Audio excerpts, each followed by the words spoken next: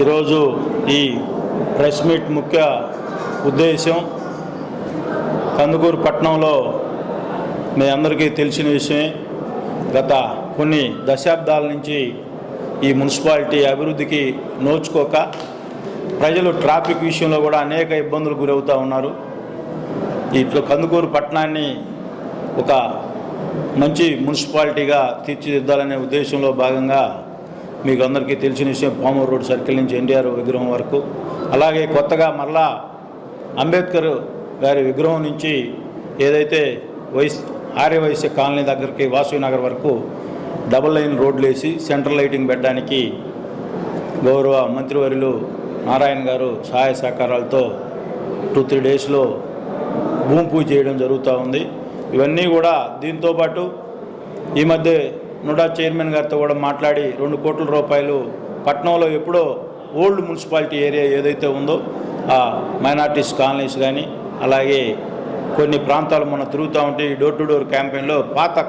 ఏవైతే డ్రైన్లు ఉన్నాయో వాటిని మరలా అప్పుడు బ్రిక్ వాల్తో రెడ్ బ్రిక్తో కట్టిన వాల్స్ అవన్నీ కూడా డ్యామేజ్ అయ్యి ఎక్కడ బ్లాక్ అయ్యే పరిస్థితి ఉందో అవన్నీ కూడా రీమోడల్ చేసి మళ్ళీ కాంక్రీట్ వాల్స్తో డ్రైన్లన్నీ ఏర్పాటు చేయాలని చెప్పి నుడా నుంచి మరలా 2 కోట్ల రూపాయలతో ఆల్రెడీ ఎస్టిమేషన్లు కూడా రెడీ అయినాయి. త్వరలోనే అవి కూడా ఒక 1 వీక్ 10 డేస్ లోపు అవి కూడా టెండర్లకి వచ్చే పరిస్థితి ఉంది. అదేవిధంగా ఈ విధంగా మన కందుకూరు మున్సిపాలిటీని మ్యాక్సిమం ఎంతవరకు అయితే అవకాశం ఉందో అవన్నీ వనరులను సమకూర్చుకొని మున్సిపాలిటీని ఒక మోడల్ మున్సిపాలిటీగా తీర్చిదిద్దాలని చెప్పి ఒక ఆలోచనతో ముందుకు పోతా ఉన్నాం. దానిలో భాగంగా మీరు మొన్నే చూశారు, మన ఏదైతే మన బ్రేక్ కొట్టేసేసి అన్నదాత కాదు మన ఇది లెగసీ వేస్ట్ మొన్న ఏదైతే ఉందో ఒక 3 డేస్ బ్యాక్ లెగసీ వేస్టేజీ మన మున్సిపాలిటీలో సుమారు 1,00,000 టన్నులు ఉంది. అది కూడా కంప్లీట్ చేసి ఆ ప్రాంత వాసులకు కూడా ఒక మెరుగైన అవకాశాలు కల్పించేదానికి అది కూడా స్టార్ట్ చేయడం జరిగింది. అది కూడా 3-4 నెలల్లో డంపింగ్ యార్డ్ కూడా కంప్లీట్ చేసేసి ఆ ప్రాంతం కూడా ఒక మంచి సుశాలమైన ప్రాంతంగా తీర్చిదిద్దే దానికోసం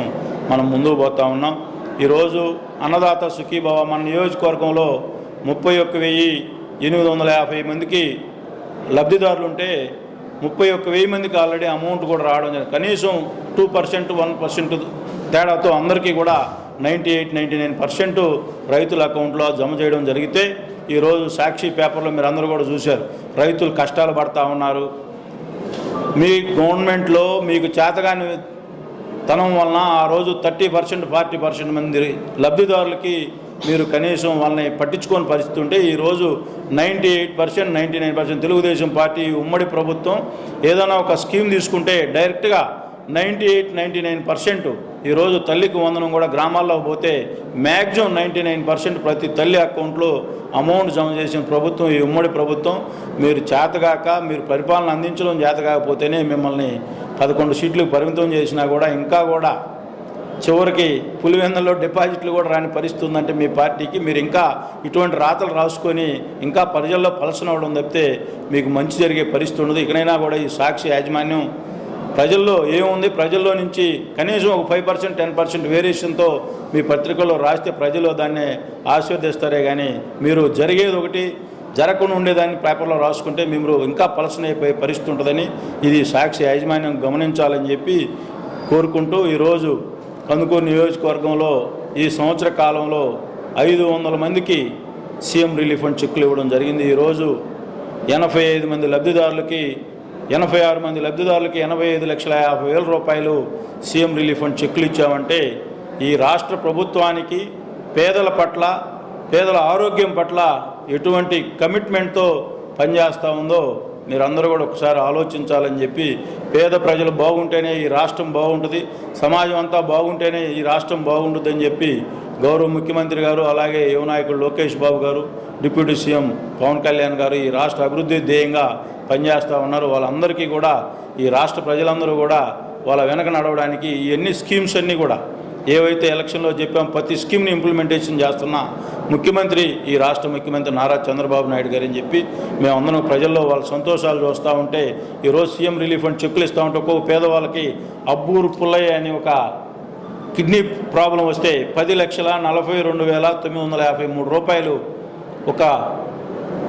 లబ్ధిదారుడికి అమౌంట్ వచ్చిందంటే వాళ్ళ ఫ్యామిలీ ఎంత సంతోషంగా అంటే ఆ జబ్బుని మనం క్లియర్ చేయలేం, కానీ వాళ్ళకి వెసులుబాటు 10,50,000 ఒక రైతు కుటుంబానికి ఈ రాష్ట్ర ముఖ్యమంత్రి సహాయ సహకారాలు అందించాడంటే ఈ పేదల పట్ల, రైతు కూలీల పట్ల వాళ్ళు ఆరోగ్యంతో చనిపోకూడదు, వాళ్ళకి ఎంతో కొంత మనం సేవ చేయాలని చెప్పి ఒక మంచి ఈ రాష్ట్రం అప్పుల ఆంధ్రప్రదేశ్లో ఉన్నా కూడా వీళ్ళందరికీ న్యాయం చేయాలని చెప్పి ఒక ఆలోచనతో ఆయన ఎక్స్పీరియన్స్తో ఈ రాష్ట్రాన్ని నడిపిస్తూ ఉన్నారు. ఆయనకి మనం అందరం సంపూర్ణంగా సహాయ సహకారాలు అందించాలని చెప్పి కోరుకుంటుంటే ఒక ఎగ్జాంపుల్ చెబుతా ఉన్నా. 10,40,000 ఒక రైతు కుటుంబానికి సీఎం రిలీఫ్ ఫండ్ చెక్ వచ్చిందంటే వాళ్ళ కళ్ళల్లో ఆనందం చూస్తూ ఉంటే మనం కూడా పనిచేసాం, వాళ్ళకి సంతోషం, మాకు కూడా సంతోషం కలుగుతూ ఉంది. తప్పకుండా వీళ్ళందరూ ఆశీర్వాదం రాష్ట్ర ముఖ్యమంత్రి గారికి ఎప్పుడు ఉంటుందని చెప్పి ఈ సందర్భంగా తెలియజేసుకుంటూ సెలవు తీసుకుంటాం.